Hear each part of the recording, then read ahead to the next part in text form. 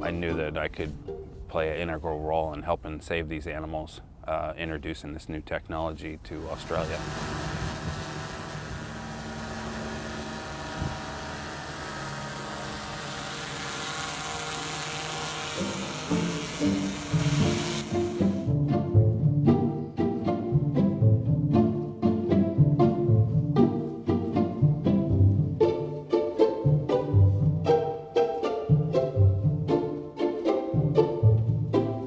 I can see if it's got burned paws or its fur is burnt, and then mark the coordinates down on the GPS, and the rescue groups can go in and climb the tree or go on the ground and gather the animal if it's hurt.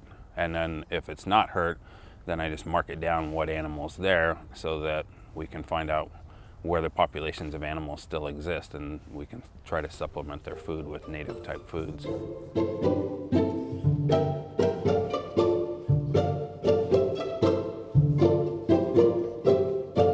Sometimes I'll spend 8-10 hours trying to get components to work with each other, and they don't yet because people haven't written the programs and stuff for that to work yet on the drones. Right now the drone company is shut down because of the coronavirus, so.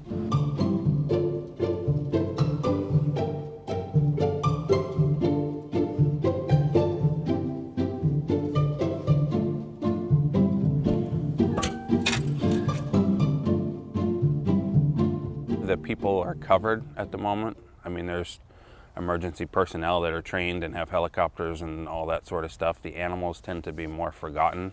Certainly if there's a missing person or something like that out there and somebody gave me a call, hey, can you use the infrared drone to look for the person, I would be out there in a heartbeat and help.